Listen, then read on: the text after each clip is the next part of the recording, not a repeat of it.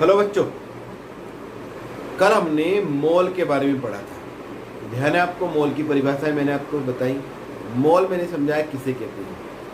आज मैं आपको मोल पर आधारित कुछ सवाल समझाऊंगा, जिससे आपको क्लियर होगा आखिर मोल होता क्या है। छोटे छोटे सवालों को हम करते चलेंगे और मोल समझते चलेंगे। इस पार्ट को हम जल्दी से जल्दी कोशिश करेंगे समाप्त हो जाए। एक या दो वीडियो में मैं आपको मोल के कई तरह के सवाल बताऊंगा। आज हम शुरू करते हैं। पहला सवाल देखो, कितना आसान सवाल दिया है। निम्न लिखित के मोल बताओ। ये एक सवाल है कि हमें कुछ डाटा दिए हैं जिसमें हमें मोल का कैलकुलेशन करना है।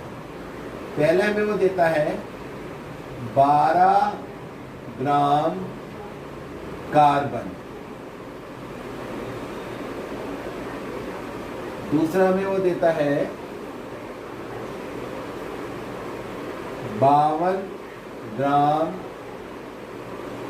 आयरन।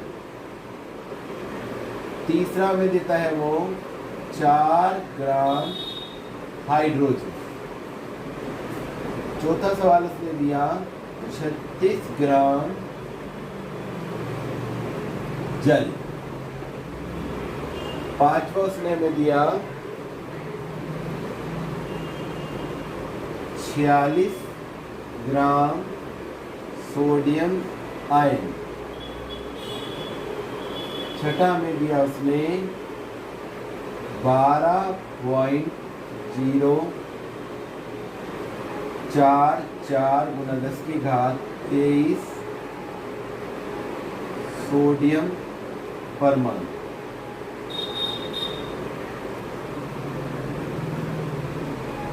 इन्हें हमें मोल में बदलना है।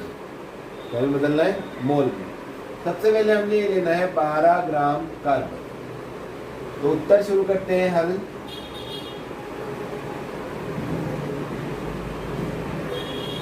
देखो 12 ग्राम कार्बन दे रखा है, तो कार्बन का मतलब होता है एक परमाणु, क्योंकि कार्बन एक परमाणु अवस्था में होता है, अणुक अवस्था में नहीं होता। तो हमें इसके जो मोल निकालने हैं, तो हमें आना चाहिए कार्बन परमाणु के मोल का सूत्र। क्या बनेगा? सूत्र बनेगा मात्रा ग्राम में बटे, चूंकि ये परमाणु है तो बटे परमाणु भार।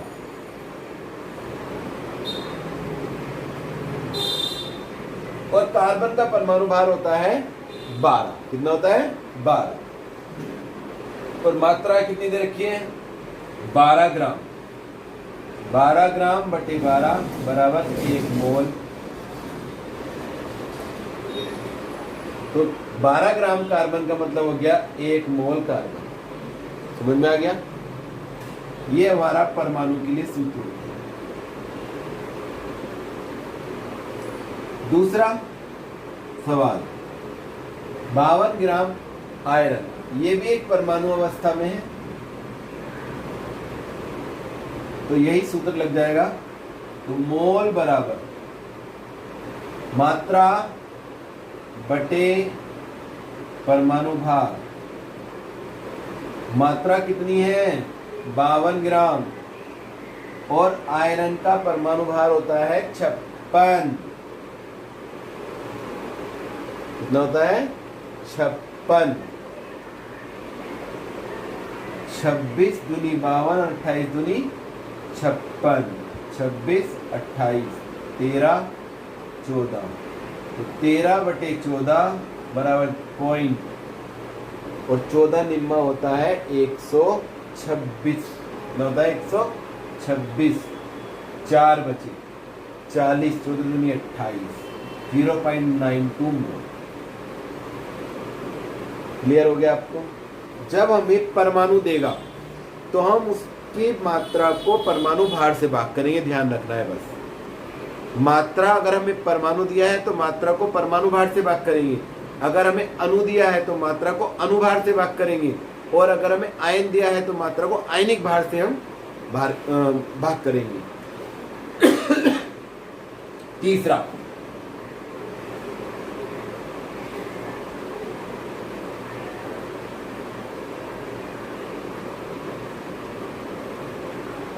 सी, 4 ग्राम हाइड्रोजन, ये एक अणुक अवस्था है हाइड्रोजन की। तो हाइड्रोजन अणु के मोल, मैंने आपको अभी बताया, यदि हमें अणु दे रखा हो तो मात्रा को भाग करेंगे अनुभार से। मात्रा है 4 ग्राम और हाइड्रोजन का अनुभार 2 होता है, 2 दूनी 4, 2 मोल आ गया। अब एक दिमाग में प्रश्न उठ गया कि हाइड्रोजन का अनुभार 2 कहां से आ गया? अरे भाई, हाइड्रोजन का अनुभार हम ऐसे निकाल देंगे,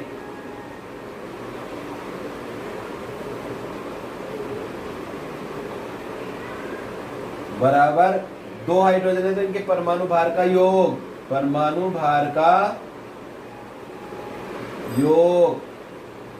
हाइड्रोजन का 1 का होता है परमाणु भार 1 और दूसरा जोड़ दिया 1 और 1 2, 2 हाइड्रोजन है इसलिए आ गया 2। तो हमेशा ध्यान रखेंगे अनुभार होता है परमाणु भारों का योग, ठीक है। इसलिए हमने अनुभार रख दिया यहाँ 2 और मोल आ गया 2। समझ में आ गया?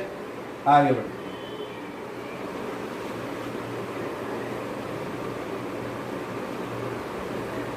तीसरा सवाल, चौथा सवाल डी, 36 ग्राम जल। तो जल H2O एक अणु होता है, क्या होता है? यौगिक या अणु। तो अणु जब होगा तो H2O के मोल, मात्रा को किससे भाग करेंगे? अनुभार से।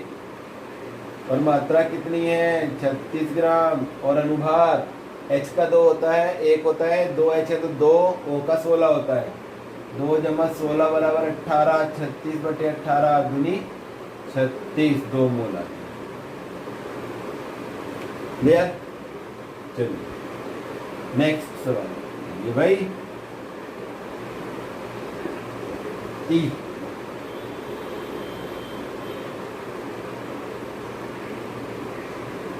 ई का क्या है भाई? 46 gram sodium ion, sodium ion का मोल, के मोल करेंगे भाई, है मात्रा बटे आयनिक भार, और आयनिक भार परमाणु भार के बराबर ही रहता है, ठीक है। तो मात्रा कितनी है? 36, और सोडियम का परमाणु भार कितना रहेगा?